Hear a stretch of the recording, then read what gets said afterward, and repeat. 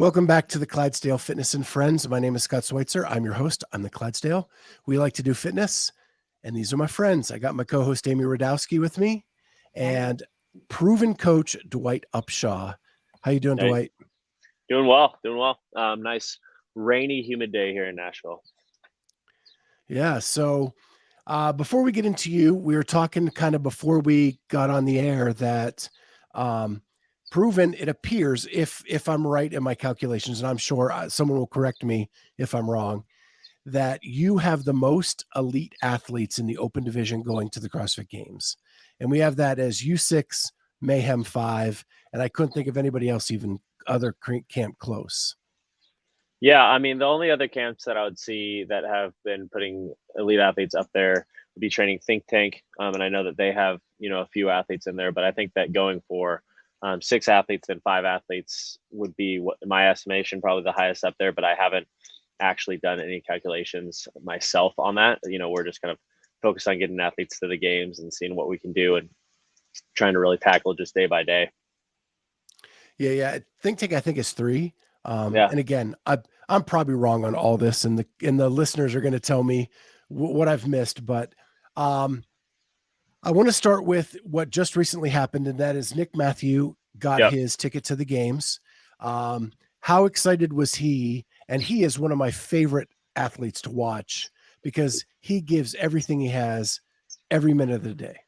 Yeah, Nick is a wonderful athlete and human being in terms of just being around him and watching him go after events and at events. I mean, I can't tell you how much we all yelled and screamed for him trying to get that final spot. This last one, I know that it was my first introduction to him last year, helping him lead up to Granite Games again last year and having that be 2 points. And again, it was Colton Mertens who got him on those. And so it was kind of like, okay, well, we saw this again. He's that close, even last chance qualifier, watching him put it all out there, really get close with that. And then being able to punch his ticket and be able to get in there has been something that's been really amazing and really fun to watch. I know that entire community up there at Minnetonka is all for him. And it's amazing when you actually go to Granite Games, you see this all the stands out there and all these people that are cheering for him because he definitely puts the work in and has been just knocking on the door consistently for the last couple of years. Yeah, he has been just like one spot out so many times. 2 years in a row. So the reason he got in is Phil Toon tested positive. He got his backfill. He did the last chance qualifier. How does that affect him going into the games?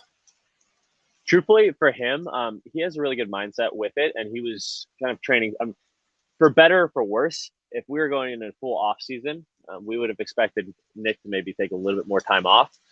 He's not one of those types of people that really likes to take any time off. So he was kind of right back into it and was excited and probably would have been training almost just as hard if he didn't have the last chance qualifier. And I think the way that the last chance qualifier was this year and our expectations for how it was going to be programmed, which our expectation was going to be a little bit different than what it was last year. And actually, I really liked the programming for it and felt like it was very well rounded for the last chance qualifier. And so leading up into that, he was following along with a lot of the stuff that we were already doing for the games for that, with the expectation that they're going to be testing a little bit more things that you might see come up in the games. And so he was able to kind of hit the ground running a little bit more through there. And the only thing that he needs to do a little bit after that is just take, maybe a minor deload after that competition style setting. But for him, he does so much workload and he keeps the volume pretty high that recovery for him isn't as it's not as detrimental to hit a weekend like that going into a next week. All he needs to do is kind of take a little bit more of a low volume week and he's right back in it. I heard Austin Spencer say that it was actually a blessing because he probably would have let himself take more time off than he should have had the last chance qualifier not been there. Would that have been the same for Nick, or is he just like a gym rat? He's a gym rat. I don't think that you keep that guy out of the gym. He'd also, I think, signed up for a competition with some buddies. So he'd already kind of had something on the back burner that he was ready to do. So it was one of those things. He was ready for it and he was going to be up there. His primary focus was last chance. Let's just go for that and put it all out there. I mean, we had pretty good confidence that he could be pretty close at the last chance, make it or be close. Again, he was 2 spots out of that. He's been, right on the line of it. So we had a pretty good shot of making it there. And if he didn't, he was going to be ready for the competition that was coming down the line. So that's kind of how he tackled it. And I don't think that it would have changed anything for him, whether or not the last chance was there or not. He would have been right back in the gym. So your list of 6 athletes I have are Brooke Wells, Tia Toomey, Saxon Panchik, Will Morad, Cole Greasesaber, and Nick Matthew. Are the ones, so Cole and Nick are remote athletes. Are they going to spend some time in Nashville prior to the games? Yeah, so actually Cole's been with us a lot more since his semifinal. So leading up to semifinals, he spent a lot of time back at home. He kind of came out a few times here and there, and he'd be out for a weekend or two. And then we had little training camps where he'd be out with more of a bigger group, and then would come in with that. But he's been in contact, specifically Nick Johnson, our coach, is more one-on-one with him. And so he has a lot of communication day to day with him and is able to really help that what our expectations are from him as a remote athlete that way. And then when he's coming to camp now, he gets a lot of that kind of coaching from Shane, from me, from the other athletes, and he's able to get really kind of flourish in this environment here. And he's been able to do that where he's been out here for the last 2 weeks. He's planning on staying through the games. He was out for another 2 weeks earlier, went back home for a week, came back. So he's been out here quite a lot since the semis. How important is it for the athletes to get that different perspective from all 3 of you? If, like, say Cole works with Nick most of the year, but yet then you see something that maybe could be tweaked a little bit. How important is that for the athlete? I think it's hugely important. It's something that Shane's talked about because he's been with Tia forever. And he says that there's this certain period where all of a sudden it turns into almost like mute or blindness, where it's like something that he's actually seen a bunch, but it happens all the time. And so it's almost like one of those things where it's stopped being said. I mean, Shane's trying to critique every little thing, but there are certain things that come up. And if I see it because it's not, because it's just a different perspective, Tia might even hear it better from that way. And same thing happens, when Nick comes into town, because Nick is in Knoxville. So he comes up weekly, but he'll be up for a weekend and he'll see different stuff that we kind of constantly are looking at, but don't see from that perspective. And so what's nice is that you get a different viewpoint, you get a different ear to look at it. And so the athletes might hear a cue from someone a little bit differently than someone else, and it might actually, click. I've seen even Tia just do that to Saxon on more than one occasion where she says something and he goes, "It's what Tia said." And then all of a sudden he had something click into him and he just needed it said just a little bit differently. And with the husband-wife dynamic, I know my wife can mute me on a daily. Well, I was going to add, you're a dad, aren't you, Dwight? I am a dad. Yes. Yeah, I have a 2.5-year-old. So that's one of the things that I try to bring him into the gym to get a little bit in that environment. It's really nice because both Shane and Tia really love kids. And I know that, constantly Sawyer is his name, will constantly run around and want to like fist bump the athletes. He's now gotten into being a big hugger, which is great. So he'll kind of like run up and hug every once in a while, which is kind of fun. And he likes to play and run up and down he likes the handstand walk ramp the best, and then swinging on the ring. So it's kind of nice to have him in that environment. And definitely gives me another perspective on how to balance life a little bit more rather than just living in the gym as well. Yeah. And you'll notice too, with being a dad, that that selective hearing, you need that other partner so that they can also reiterate the same thing, but maybe see it in a different perspective. Yeah. It's like when mom says it, it's a little bit different than when dad says it. Exactly. Yeah. Right. So I want to go back and kind of talk about how you got into CrossFit. Yep. And I noticed that you started at CrossFit Cenitas. Yeah. Started CrossFit. I was actually the first member at CrossFit Cenitas. It was one of those things I've been looking at CrossFit for a really long time. Roots was down the way. That's kind of like an OG gym. Nicole Christensen, who has, worked at HQ for a long time. And the only thing for me was at the time, I was pretty poor. I was trying to be firefighter, EMT. I was in like pre-nursing school stuff, working as a bartender, doing all those type of things. So I actually looked at CrossFit for a long time, been a lifetime athlete, and the cost was just really hard for me at the time. And then CrossFit Cenitas had like a $99, let's try it for a month type thing. And I did 2 classes, and then I signed up for the monthly recurring pretty much right after 2 classes doing CrossFit, and realized it was definitely something that I really enjoyed and wanted to do. Yeah, our friend Yash put in Games 2040. Let's go Sawyer. Yeah, that's what I'm hoping. We'll see. I mean, he definitely likes to do everything. He's trying to climb on about as much as he possibly can right now. So the reason I wanted to bring up CrossFit Cenitas is it's a very famous gym now. Yeah, The it's funny. the current chairman of the board. Yeah, it turned into being. It's funny. Eric had talked to me about buying CrossFit pretty much early on, right? Like he'd wanted to buy CrossFit before he bought Cenitas, and then just decided, okay, I'll do Cenitas as it was. And then, we'd been talking, and it was during COVID, which was crazy. And he, I went over actually to get some weights from him because there were weights in his garage gym, and I just bought a house that he wasn't really using, and he just was going to let me have. And he just pulled me aside. He goes, "Hey, I think I might be able to buy CrossFit."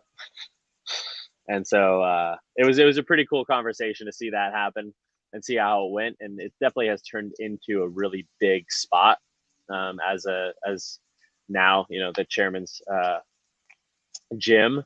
But it was one of those things where I liked being there for that, but then having the opportunity to come out here and actually do more what was my passion. I love running a gym, and I love being with everyday athletes and helping them get that next level. But I'd been doing that for 8 or 9 years, and be able to work at an elite level was one of those opportunities where it's like, okay, I like this, being close to, home HQ style stuff. But then at the same time, I really wanted to get into that elite field and kind of push the performance boundary a little bit and see what we could do there.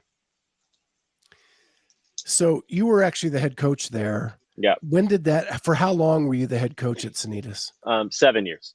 So I started CrossFit in 2013. I'd been there for a year and a half, and then I started, taking on teens programming, endurance programming. I'm an pretty big endurance athlete was my background. So I took over the endurance program, and then we had another coach who was running the teens programming, and he was going to be moving on. And so I just was trying to basically get as many hours as I possibly could all the time. I just wanted to, like I said, live there for the most part. And so I just started taking everybody's hours that weren't kind of getting hours. And so I took over the teens program, took over the endurance program. And then when the head coach decided to move on from there, he kind of had told the owners, Eric and Melissa, that he thought that I should be the natural one to take it over.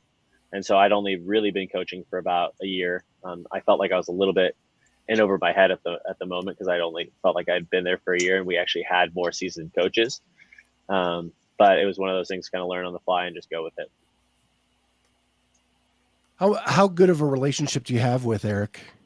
Really good. I would say that, he's one of those people I definitely always kind of trust to have my best interest. And so, I've talked to him throughout the years. I've still talked to him, here and there. We don't talk as much. He's definitely really busy. We're in different spots. But, I know I told him I was going to be coming back to Boulder here in just a little bit. And he said, if I needed a place to stay, I could just, stay over there instead of having to get an Airbnb or anything like that. And it would be kind of good to catch up. Always have been on long hikes, done some stuff like that. So, I led a group to do the rim to rim to rim of the Grand Canyon 3 years ago. So it was like right before COVID. And I literally just put it out there to Eric, but I'd had a big training group of everybody, and he showed up and did it with no training. And his feet, I couldn't believe how bad they were, but that's the type of guy. He likes big challenges, and I like to throw out big challenges. So that's kind of where we kind of hit it off. So I'm curious more about your endurance background. Were you into marathons, triathlons, that kind of thing? Yeah, a little bit of everything. So I was on the crew team at Berkeley.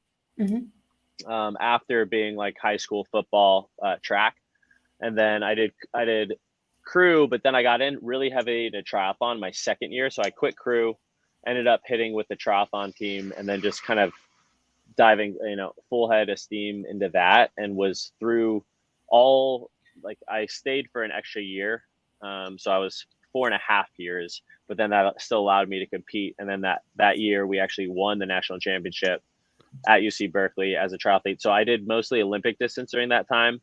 I did a couple halves, and then I did halves, qualified for half Ironman Worlds. I will say I had IT band syndrome kind of hit up really bad. And so that kept me out of actually doing Worlds at that time. And ironically, you wouldn't think this, but after that, I kind of took a little bit of time off, went into like a little bit of a strength period, but then came back and I found out that just running didn't give me IT band syndrome, which was weird. It was kind of like the bike run mix. And I was able to start running almost like 100 miles a week there for a little bit. And I got really heavy into marathon training and then ultra marathon training. And so I did a marathon, hit basically a time that I didn't think I would hit again. Yeah. So I just kind of stopped after that and then went to longer distance and did a couple ultra marathons. Like I said, like I set everybody out to do the rim to rim to rim of the Grand Canyon, which is 52 miles. And a lot of us trained it as a hike. I kind of wanted to see how fast I could go. So, running down and back it with a bunch of friends was pretty fun. And I kind of turned it into a competition a little bit. That's awesome. So do you incorporate a lot of swimming then into your into the athletes that you coach like year round, or just kind of like leading up to the games? So I think it depends on the athlete a little bit more so. Athletes that we know that are going to be going to the games, we tend to incorporate swimming a little bit more often than not. I know specifically, I'll just use like Will Morad as a good example of that. He's noticed that when he does incorporate more swimming into his programming, he actually feels a little bit healthier overall, and it loosens up the shoulder. So he's one of those guys that's specifically giving me feedback that I want it to stay in there. It decompresses the back a little bit. The aerobic ability does go up significantly, and I've seen that improve across the board with a lot of athletes, where when they do incorporate a little bit more swim training, it's low impact, so they can keep a lot of the other training up. It's one of those things that's pretty therapeutic. It moves the range of motion that we don't normally see in CrossFit, so it actually can be really helpful in terms of a recovery protocol, as well as developing that aerobic engine. So I do like to incorporate it in there at least once a week for most athletes, just for that alone, of decompressing the spine, elongating everything, kind of moving through full ranges of motion in the shoulders, and keeping that core and that good engagement while you're kind of moving through there. I always call it like it's like a moving bird dog. Mm-hmm. So I'm assuming conversely, if they're not a good swimmer, that's not a relaxing recovery type thing, and it's treated a little bit differently.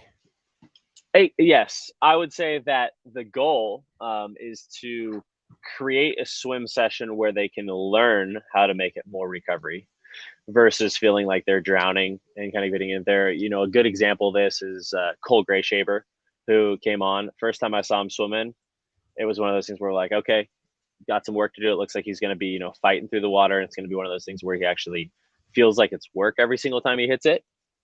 And now, watching him in the water, he looks pretty smooth, getting up there, feels really good. Really strong athlete. You can actually see him be really comfortable in it. All of our athletes, I would say right now, look very comfortable in the water and very fluid. So it's one of those things we can incorporate a little bit more often with that. And like you said, newer athletes coming onto it, what you have to do is, for me, I just like to structure it where it's in very like short doses so that they can recover from it, focus on a little bit more form early on, and then they can kind of develop the capacity after that.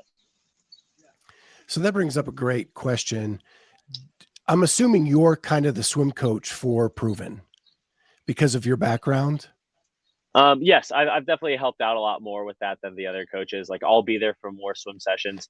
Early on, when I first came on, I spent a little bit more time specifically with the athletes one-on-one a little bit more, trying to work on flip turns, trying to think about, okay, how are we going to actually tackle a swim session in terms of making it a little bit more appropriate in terms of what we want to see rather than just swimming. I know in the past, a lot of athletes will just jump in and they're like, okay, I want to accumulate 2,000 meters, and it's kind of whatever way we want to do it. But then actually thinking about how to program a session so that you get a lot more out of it and focus on some specific points was something that I definitely helped out a lot more with early on. We have a question about what about adjusting to the temperature of water for athletes from different states?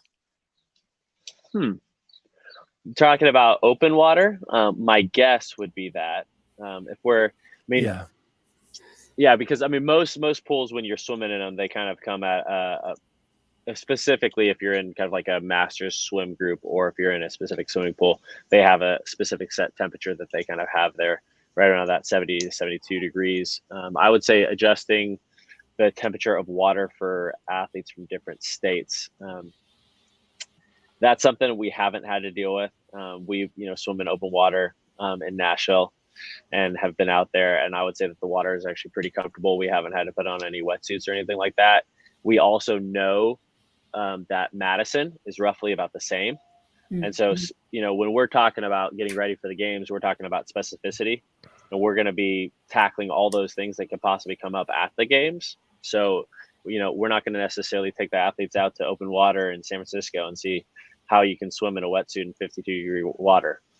But I would say, if we were in San Diego, that actually might be something that we do, because, that Pacific Ocean is definitely very cold, and learning how to swim in a wetsuit feels a little bit differently than swimming in open water as is. And specifically like that, how the water hits your face is pretty, definitely can kind of wake you up a little bit.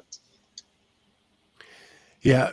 Kat, our co-host, says, I think it's going to be indoor this year anyway and irrelevant.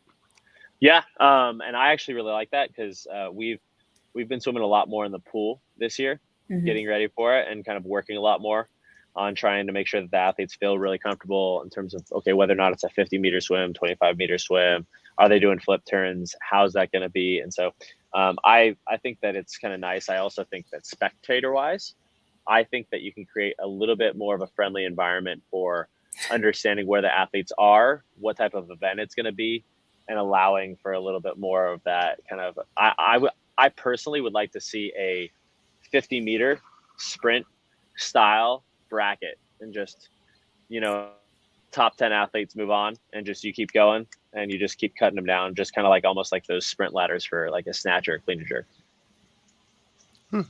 That's pretty interesting. Yeah, that's so if your like pillar is swimming, do Nick and Shane have other pillars that they're kind of strong at, or are you guys just trying to be overall coaches? So I would not say my pillar is swimming per se. When I was in triathlon, I would say running is more my pillar. Running and biking would be the things that I'm best at. I definitely understand swimming more because I wasn't naturally good at it. So it's, when you're not really great at something, you have to learn how to be better at it. You can teach it a little bit better. But in terms of that, like the endurance, like you'd say, is more my pillar. And I would say what we're all trying to do, though, is be overall good coaches in terms of a broader sense. Everybody, no matter what you've done in your entire life, comes from a different background and can provide, a different outlook on the way that we hit training. And so, Nick, I would say, comes from more of a strength-based programming side, being a baseball athlete. That's like very power, very speed oriented. And so, he does these, his style has definitely been more towards that. My style has been definitely more towards like the muscular endurance, the aerobic capacity. And I would say that Shane, one thing that he really liked bringing both of us on is we kind of just want to constantly learn. And Shane's not stuck into any sort of way that things need to be done. He's just constantly looking to adapt and see what the athletes need. And so, you can pull from both of us from different backgrounds, but then we can look at how Shane's done it in the past and then kind of mold things together a little bit more and talk about what each individual needs and then kind of work from there. And I think that that's really the environment we're trying to create in terms of a coaching side, is to listen to each other, listen to the outlook, listen to the athletes, and then kind of understand how to tackle training that way. And so I would say that, yeah, there's some biases and there's some pillars that we kind of pull from, but I would say overall, we're just trying to be as well-rounded as possible and more listen to the athletes to understand that. So my next question is, and sorry, Will is for us old people. I see that from Clez. Yeah, exactly. So that's Charlie. Yeah. That's Charlie running the background. Cool. Yeah. Will Curdy has been awesome with when he's been out here with us, and we definitely get to talk a little bit more often in terms of the overarching theme. So he runs more Proven 60 and our master's programming, and then he works one-on-one with Amelia who's in the Masters division. She got fourth on the age group qualifier. And so he's doing more remote with that. But in terms of the reason why we have it more of the trio in terms of working with the athletes here is just because we get more hands-on and eyes on to athletes. And that is definitely something that we do value as being really important in terms of if we're programming for someone, we want to make sure that we are really hands-on and eyes on to be able to really create that program. And so that's why like the trio of us here in Nashville work more with the Nashville athletes, if that makes sense. So what was the process that brought you on to Proven? Was it an application process? Did you have to go it's a through funny interviews? story, actually. Yeah, it's very funny. So I'd seen Proven had just posted on their Instagram that they were looking for, it said remote coach 15 hours. And I was thinking help with programming, basically creating a track or something. And I'd already been programming for people on the side one-on-one. And if you've ever programmed for people one-on-one as kind of a big amount of athletes in order to get, another source of income, it's one of those things that takes a really long time if you're really doing it right to do each person individually. And to think about, okay, I could have another income that almost equals that, and it's only one track or help with programming. And then I could also learn from someone like Shane, who has the extensive, knowledge that he's had and be able to work into that environment and be remote, but come out every once in a while. That to me was what it looked like in terms of what the original job was. And that's all I thought it was. And then what was funny about it was that my buddy, so David Woods, I don't know if you guys know who he is, but he actually was the guy who sent a cold call email pretty much to Greg Glassman and Dave Castro saying that Eric wanted to buy the company. And so he actually kind of started that whole process, but he actually sent me it and said, I think you'd be perfect for this, and sent it out to me. And so I emailed them. I sent everything in. They responded within like 4 hours and said, okay, answer all these other questions. And I was coaching. I also had a newborn at the time. And so I think I'd sent out, my original application, and it was like the night. So it was one of those things. It was like late at night because that's the only time I had in a day. Mm-hmm. I went to the gym at 5 a.m. and I was coaching until 1:30. I had to then, go back home to relieve my wife from child duty so that she could actually work. So I come back, and I'd sent the email, and it was literally like they'd send it in the morning. Hey, respond to these. And then they responded 4 hours later after telling me to respond to these things like, hey, have you not seen our questions? Oh, okay. And I wrote back. I was like, I will be on it. I'm doing all these things. Like I'm on dad duty. I've just been coaching all morning. I haven't been around my computer. And so it was just like one of those funny things. And I responded later that night. So it was literally the next day I responded to all their questions. And then and one of the questions was, will you fly out to Nashville to interview? And I said, yeah, just like give me a heads up. I make the schedule here at Cenitas so I can, kind of move that around. And I didn't hear anything back for 2 weeks. And it was the week before you were supposed to fly out to go interview.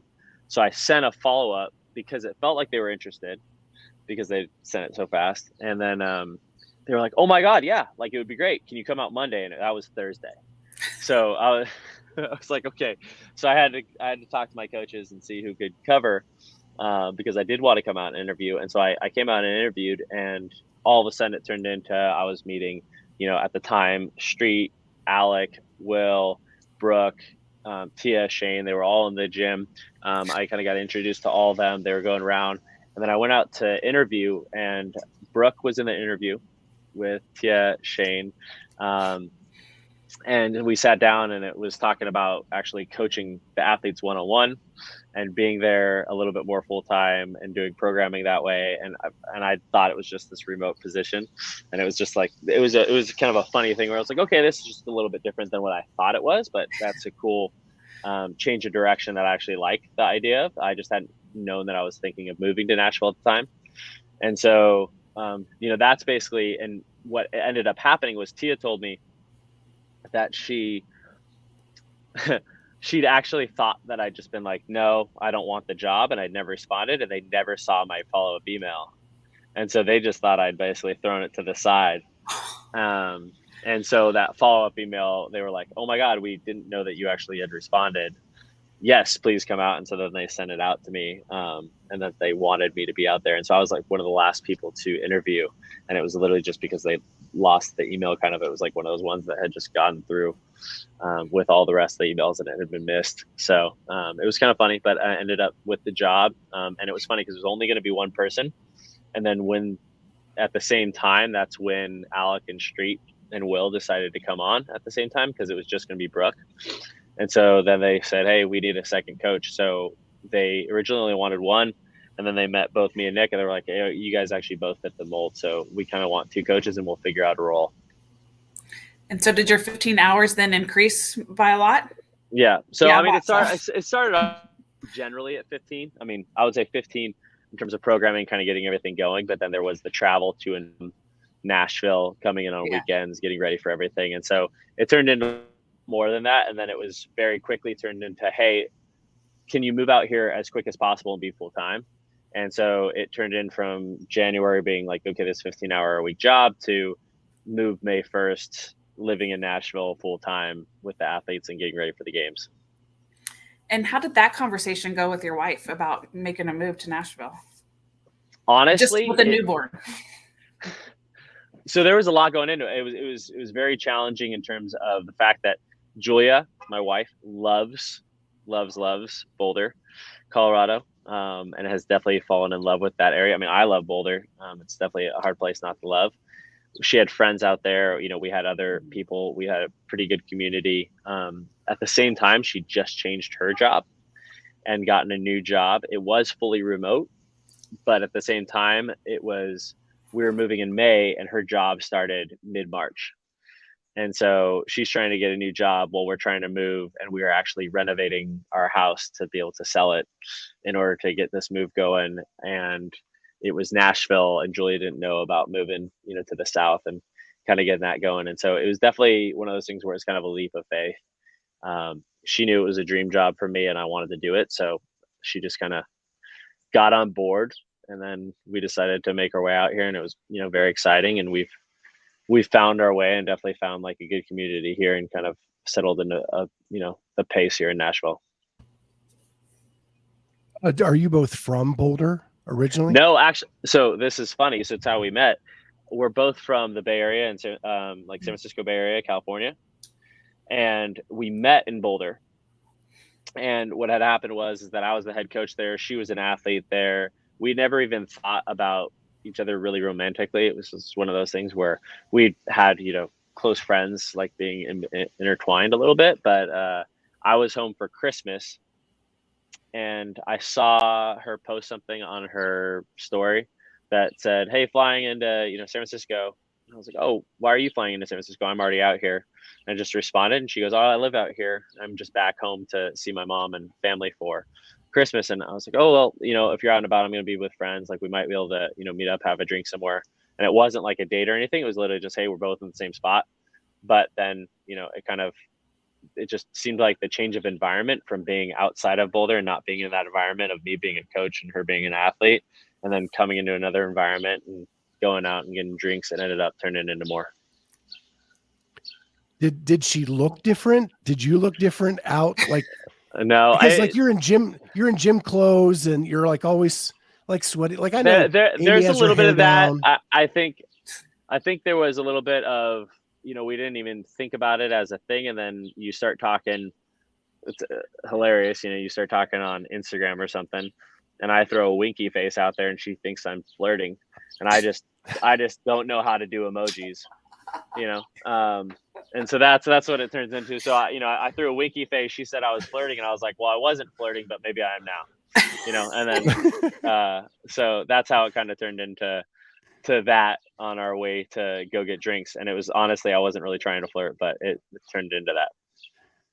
The old winky face story. The old winky face. Yeah. So that's kind of the story of how we wound up in Nashville and meeting each other with that. So, yeah. So does she still do CrossFit? She still does CrossFit. Yeah. It's pretty cool. So it's funny, you transition, and I didn't even realize this. I mean, it's definitely something I've realized with CrossFit as a general is the community is so huge, and it's definitely what brings us into it. And I can't tell you my own perspective on terms of how Cenitas felt when I first got there was it was definitely one of those ones where like that gym culture when we first started was something that definitely just drew so many people in, and I have so many close friends that grew out of that, and I know that a lot of people have felt that with the gyms that they've been at. And there's just something different about it, and then it being my own coming out here and trying to be into a different environment, it was really hard for her to feel as connected to it, and she started to wonder whether or not CrossFit even felt that same connection, and trying to figure out whether or not like a different type of gym routine would be it. She didn't find that same group as she did there. And it was one of the things that's like, I love East Nashville. I love the people there. I love the athletes. I get along with everybody, and it's really fun. For her, it just the style, and in terms of the way that it was, she just didn't connect as well. And then there's a gym down the way called On the End CrossFit in Nashville. So it's just down the way. They actually do proven affiliate programming, and we just kind of found that they were down there. We didn't even, there was a gym that was 15 minutes from us that was doing our affiliate programming. And Julia's like, I miss, doing your workouts. She felt the connection to it. And so she ended up, I told her, I was like, hey, like, because we went over there for a little photo shoot, and we did an open workout there, and, kind of blasted it up for them. And it was really fun. And I met the owner, and she was really great. And so it was one of those things where I thought that they'd be a great fit. And she's now become friends with the owner, and we've gone over there to her house for dinner. They have, a young kid as well. And so now it's like one of those things where it's like Julia feels really close to them, and she's developed a community. She really hit it off with all the members there, and it just kind of seemed like a tighter, closer gym. It's not I think it's just different style, right? It's a little bit smaller. There's a little bit more close knit community for her in that type of environment versus like a big gym open feel that East Nashville has. And so it's just a different style. I like both, and I could go back and forth all the time. And that I always just like different environments for me. So that's kind of how that happened. So yeah, she still does CrossFit just down the way. Does East Nashville not do proven programming? They do not. No. Caleb is super knowledgeable. It is one of those things like, I mean, it's, I think I get it though, 100%. When I was the, running Cenitas, I liked having ownership over it. I talked to the athletes every day. I listened to how their feedback was. I listened to how they feel. And I liked having that ownership and that talk with them about why I created something and what I was doing with them on a daily basis. And I would say that what I like about Caleb as the owner of East Nashville is that he really does put his heart and soul into the way that he programs for the gym and the style and what he's trying to accomplish with that. He takes ownership over it. And, it's really great to see that he has his own style and he wants to stick with it. I would say that, I try as the affiliate, person on Proven to do the same and to provide as much value to all the gyms in the terms of the way that I would naturally talk to athletes. And that's kind of like what I try to do as the affiliate programmer, is bring that into it, where the coaches for each gym and the owners for each gym can feel that same ownership and understanding from my perspective, so that they can really still give that to their athletes. And I understand that some gym owners still want to just hold that and do that for themselves, and some have realized that they can actually focus on more things by doing it that way. So I think it's just one way or another, they're still giving the best they can for their athletes, and some want to do it a different way. Yeah, it sounds like, there's certainly value to both things, but I think what you're saying too is that there's also this relationship-based piece that you can kind of tweak things based on that, where of course there's great benefits to having a program and not having to think about all those things, but sometimes you miss that relationship piece. So. Yeah. So how do you get your fitness in a day? So it's funny. It's at detriment to sleep most of the time. I would say I'm a big believer. I always call it my golden hours, but 5 to 7 a.m. before anybody else wakes up. I like to make sure that I get up there and I get myself accounted for first. Makes my brain work a little bit better in the day. If I'm thinking about the fact that I haven't been working out, kind of pisses me off. I'm definitely one of those people that likes to move every single day. Julie would say I'm obsessed, but I'm not as obsessed as the athletes that we have. I see Nick down there doing a big. Yeah. I would say I'm definitely Mr. not Crop like. Top. Yeah, I'm not as obsessed as Nick with it. I just know that I need to get in at least 60 minutes, pretty much every single day, and I'm going to get it in one way or another. And so a lot of times it's fitting it in. I'll jump into some of the endurance pieces with the athletes. I'll tell them it's, because I want to push them, but it's really just the only thing I don't feel like I'm just getting run over with. So I can actually push them a little bit and actually challenge things a little bit more with that. So I'll jump into some of the endurance pieces with them. I'll jump into some of the pool sessions, and kind of do that. And I'll test out some of the progressions that we do on endurance pieces a couple of days beforehand. Tia likes to joke that I always test them fresh, so they're harder for her. And I'm like, I'm never fresh. It's only on 5.5 hours of sleep, but that's I try to get more sleep than that, but sometimes it doesn't work out. And I've actually noticed I feel healthier working out than I do sleeping that extra 2 hours. So it's just I think it's the time period having a 2.5-year-old and where I'm at in terms of life with that I'm just willing to sacrifice. Yeah. Yeah, our co-host Kat just piped in that she just opened her own affiliate, and she says 5 a.m. when nobody needs me. That's exactly it. The only time of day where I don't feel like anybody's asking anything. So that's definitely when I get in my most working out. So with the last 20 minutes or so we have, what I want to do is kind of go through your list of athletes. Headed to the games. Where are they at? What are you trying to accomplish with them in these last couple of weeks? And what do you think their strengths are when we get to Madison? And so first one, Tia. Yeah. Everybody knows her. Not sure she has a hole. You're a coach. Well, what is interesting about Tia is that I think if she ever has a hole, she is so competitive, probably the most competitive person. And I would say I'm a hugely competitive person.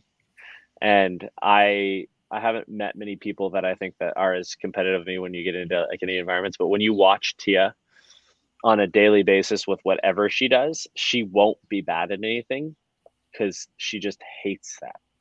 And so literally her will to not have a hole is amazing. And so I would say, I still have yet to try to poke holes in her.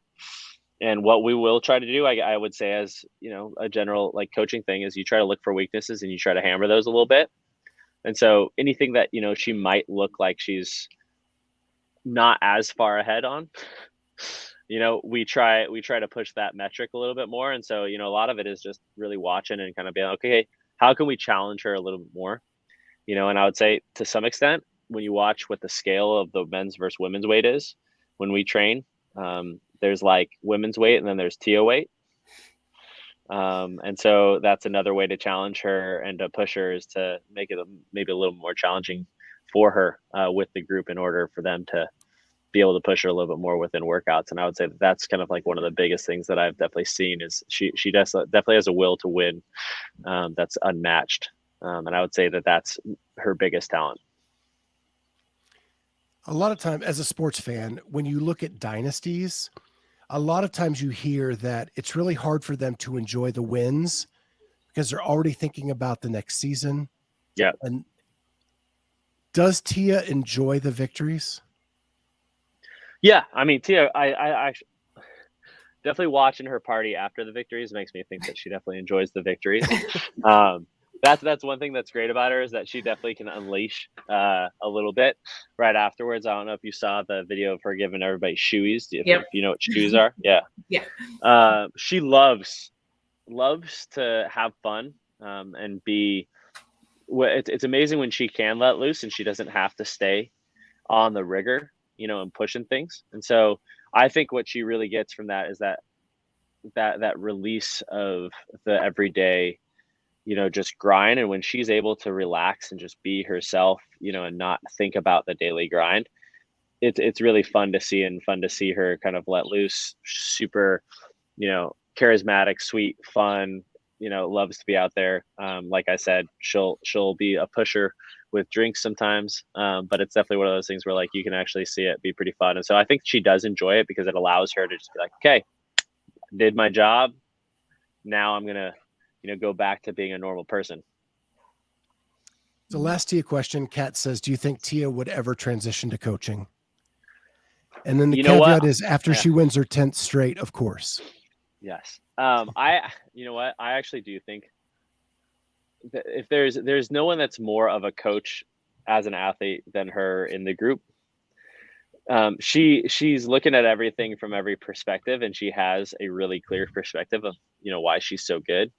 And so she's definitely one of those people that gives you clear feedback on, in terms of, and she listens to everything you say as a coach, so she's very coachable, being at the level that she's at, to listen to anybody that might have a good perspective on it. And I think that leads into being a good coach, because it means you're more open-minded to, different perspectives. And so honestly, watching her talk to the other athletes, talk to anybody in the group, say something, she looks at a workout and she's like, it needs to be done this way.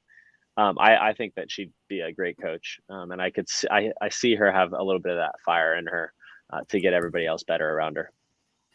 So I got the privilege to stand beside her on the sidelines at MAC. Oh, and yeah. There was a remote athlete from PRVN right in front of us. She was screaming her head off. She definitely can be coaching. Yeah. I watched it. Yeah. I watched it live. Yeah. It's she lost her voice that weekend, so that's good. Yeah. And all the stuff with Saxon and all that stuff, like, one, she was a fan, two, she was coaching. It was just fun to watch. Yeah, like you see that fire in her. Like she won't ever get away from the game. That's the thing. Yeah. So if she's not competing, she's going to be some way or another in it. Yeah. So next we go to Brooke. Yeah. Coming off a very rough games from last year.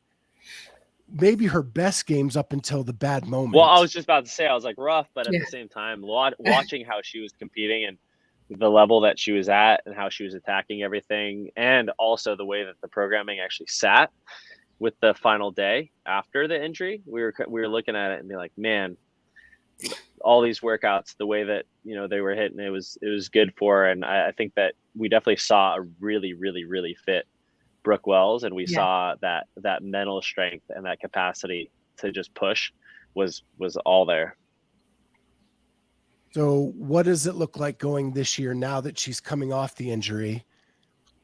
We saw her at semis where she had kind of an up and down semi.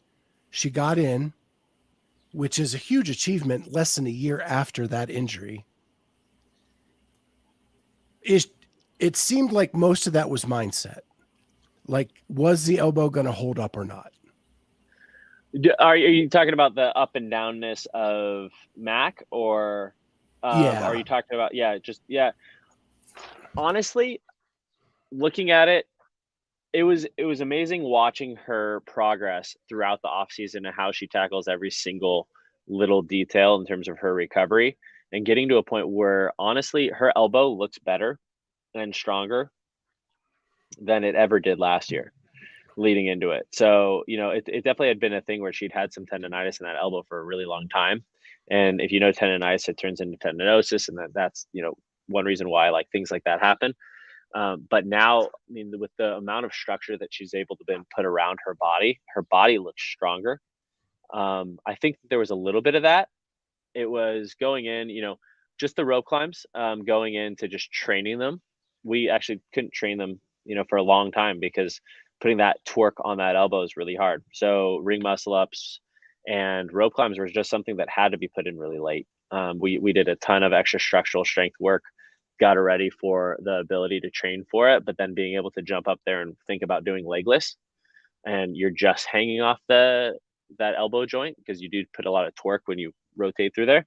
That was one of those things that it was more in the training than necessarily on competition day. I would say that up and down, to me, it really just goes into it's similar. It just didn't happen as big to Christine Kohlenbrander, kind of where she hit that last one. And that was Brooke was on pace for about 4:20 on that workout. And I think it was literally just went up for a rope climb 15 seconds too early. and it just blew up by having to do one extra. And that put her into a chasing mindset instead of an attacking mindset, because, she had a really down finish in that one when it would have been, closer to that 10 to 12th, and it ended up being a 24th. And so then pushing and trying to win the next event just had her kind of overreach a little bit. And so then it turned into a little bit more of an up and down event than it needed to be. And I think that what we saw was, just basically like one little mistake of 15 seconds. It's one of those things where I don't know if it's necessarily like that big of a mistake. It was awesome to see her go for it, and try to push the time limit on that. But then it did challenge her for the rest of the weekend and able to fight for that. But what you saw was that she has the fight, and she's only getting better with that, and she only has more time leading into the game. So I think that there's a lot more potential in her, and I think that up and down weekend actually only made her stronger and understand herself even a little bit more going into the games. And she gets 2 more months to recover. Yeah, exactly. Yeah, it's huge. Optimistic going into the games then with Brooke? Yeah, Brooke looks great. Feeling really strong. Like I said, like the structure around her body, her shoulders, elbow, wrists, her hips, everything, like looking really strong, looking really good. She's hit all the training, hasn't had to modify anything, and is just, ready to go. What's it like coaching the twins, though? Do they get along most of the time, or is there some sibling rivalry going on there? There's not necessarily sibling rivalry. I would say that they actually really do both really want each other to do super well. There is a little bit of it, and I had to watch it early on, specifically off-season type training stuff too, where just specific conditioning pieces where I would make sure that, you'd give it to them on different days. Okay. Yeah. And hopefully they wouldn't really talk to each other about the times. Yeah. And you could get a little bit more of a gauge for that, just because I didn't want to create as much competition in that one. So that's a little bit of it, to try to just separate it a little bit more so that they're not always just competing in everything. Yeah. There's the classic, just even, sisters where exactly. Someone uses someone's knee sleeves or wrist wraps, and you see the little arguments happen. That stuff's funny to me. Yeah. But I would say like the sibling rivalry in terms of the training environment, they both know where they're at in terms of their training. Sydney's up and comer, trying to get into it. She still has, a pretty much a full-time job and has to get in her training. So she has to change up her training a little bit differently. She trains on a little bit more of a different weekly structure. So it does keep things a little bit separated that way. And so I think there is a little bit of keeping it somewhat separate and knowing that we have different goals, in each training cycle with them, that allows for less of that, I would say. Yeah. It seems like you're basically surrounded by a lot of twins scenarios, though, since you've got oh my God, with those twins. Yeah. Yeah. That's, well, and it's crazy because, so Saxon's twins, and then his wife is a twin. Twins. Yeah, is a twin, and then they had twins. Yeah, and it is kind of nuts to think about that. I'm just hoping that I don't somehow get the pheromones through the air when Julia has our next. I'm hoping it's 6-1. Yeah. So Saxon, one of the newest members. I've been following Saxon for a long time. He was an Ohio boy like we are. Yeah. And probably the most composed I've ever seen him on a floor was the Mac. He looked strong. That was so fun to watch, was watching Saxon compete at that and watching him just, get into the vibe and just unleash kind of on each event. And, for me, what I saw from him was just attack mode, confidence, going after everything. I've told him that I think that he's really done a great job of just getting into the environment and taking everything in. And he's definitely brought the environment up in our training camp, which is great. He definitely brings like a really good attitude, kind of just to show up, put your head down, but laugh, at the same time. So he's a worker, but he's also a guy that, enjoys the process. Yeah. And this is not a criticism on the pan checks, but it always seemed like consistency was more important than the home run. And I think in this day and age of CrossFit, with so many athletes getting so much better, you have to hit a home run or two. Yeah. If you're gonna podium. It's funny because that's actually the after Granite Games with Nick Matthew. That was the thing that I told Nick. So like watching it is, and it's the same thing we've harnessed with Saxon. We want attack mode. It's like if you have a chance to get a first, you get a first.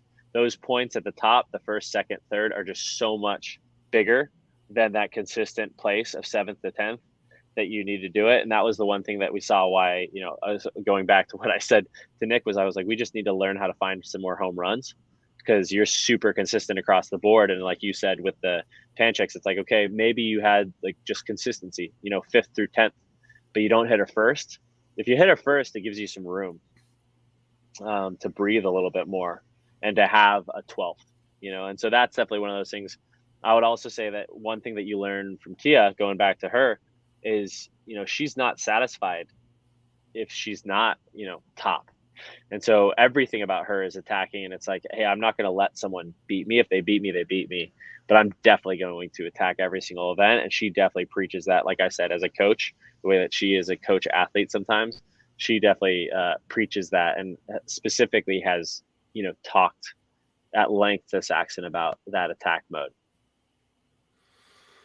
So then we move on to Will, who probably the greatest comeback in semifinal regional history. Yeah. Gets to what, third games now? Fourth? Yeah. Third, fourth? Fourth. Yeah. And I mean, if you look at his career, he's definitely just up and down pretty consistently in terms of, and it's not, a lot of times it's just things have happened. His health. Along like his health. Yeah. I mean, he tore his hamstring at one games. Yep. He definitely had a moment where, he went into kidney failure, at another event. I believe it was Wadapalooza. So there's been some things that have come up that have been gnarly. And watching him, going into the last day, it was almost like this type of thing happened on Saturday. We talked about it. We were looking at it, we're like, hey man, there's nothing to lose. Let's just win, and he was like, yeah, I'm going to just try to win both events and we'll see what happens. And watching him unleash and be able to just say, hey, you know what? I'm not thinking about anything else right now. I'm going to win. We've talked about that mindset of being like, hey, there's nothing to lose. I'm going to try to attack and just win each event. I mean, he got a 5th and a 1st. It's close, Yeah. But enough. One of those things, it worked. Yeah, it's enough. But it was probably the most stressed I've ever been in an event. My heart was through the roof. I was sitting next to Cass there, and like, when we looked at it and I was doing the math in my head, I was like, there's actually a chance. Like, it was nuts. And then when they announced it, it's like everybody cried. Yeah. And just because the personal year he's had too, like with his wife, and all that they've overcome. Well, I mean, yeah, it's been gnarly. I mean, he actually lost his dog the week before Syndicate. At the same time, his dog had cancer. Yeah. Oh. So it was like going into that, and it's like he was like, I can't even mourn my own dog, like trying to just get ready for this event. And he's dealing with Cass, and Cass, is going through another surgery, getting her augmentation right now, and so she's going through that process, and he's having to train for the games while his wife is still going through surgeries. Right there's a lot that goes into it. That's not just, hey, the everyday struggle, which it is. There's a grind, there's a struggle, there's your own inner turmoil that you go through in terms of sacrificing your entire day and your body that goes into it. And then having to put on top of that the fact that you have a spouse that's going through their own struggle and having to try to be there for them is, it's definitely a lot. His story is what they make Disney movies about. Yeah. I mean, yeah. And I think, yeah. Oh, go ahead. No, I was just gonna say, I think I saw this cat down there saying like a healthy Will is like an unbelievable Will, and it's crazy. When you see Will healthy and fully just going, you're like, okay, this guy could be, top 5, at the games. Like, he could, sky's the limit. And truthfully, in the last couple of years, he's had some setbacks with certain things, and like he hasn't had a fully healthy time. And what's awesome right now is that we're seeing a healthy Will coming out leading into the games this year. So we're really excited to see what he can do there. So then we move on to Cole. Yeah. Young buck coming up through definitely young buck. Yep. What do you think his first games looks like? Man, again, that kid, sky of the limit. He's a workhorse. He's probably one of the strongest athletes I've ever seen on machines. When you watch him there, actually, I mean, him and Sprague come from a similar background in terms of like, their training environment. And so they both have a little bit of that, but Cole, when training around him and watching him, it's amazing. His work capacity is, really, really, really high. I think there's the points that, he's learned a lot from just being in our environment and being around the seasoned athletes, is more of how to attack each workout, strategies that play, even just the game day of getting yourself ready, how to attack everything. He has a lot more people in his corner that are helping him along the way. And so that's what we're starting to see. And I think we're starting to see a more mature Cole. And I think that what we will see is a pretty consistent across the board games experience. And I think that we're going to see a really good one. And then we'll finish up with Mr. Crop Top himself. Yeah. Nick Matthew. And we kind of started the show with him. Yeah. And you talked about that he is a very consistent athlete. Yeah. Do you think he is a better games athlete than he is a semifinal athlete? I think that it's funny. It's hard to know now because we have a different programmer. So, that's true. I think that there's to some extent, it's one of those things where it's like, I think that Nick is very well-rounded. He's put in the time to, like I said, he's very well-rounded. So having more events for a well-rounded athlete usually is better. So, when he gets 6 events and they're all 6 to 10, it kind of still leaves you in that range of like, you might be 5th or 6th because you didn't hit a first. But when you get 15 events and you have, as an example, like Patrick Vellner gets 34th, leaves a little bit of room, like on one event, he still is able to get second. That's one of those things that's kind of nuts up there, that you can see why home runs matter is when you get a few firsts up there, it does help to limit that. But then what you do see is you see someone like Medeiros, I believe, had more consistency than Vellner and not as many firsts, and is able to get higher up there. So then what you see with someone like Nick Matthew is that if he stays in that range of constantly being, in that really competitive part of the field, he actually can find himself, closer towards the top by having just the fact that there's 15, 16 events up there. Well, we have gone over the hour already. Okay, so cool. I'm going to leave you with the last question. And that is, without giving anything away, might we see a proven athlete on the demo team? You know what? We might. I could see it happen. Okay. All right. Very good. And we'll leave it there.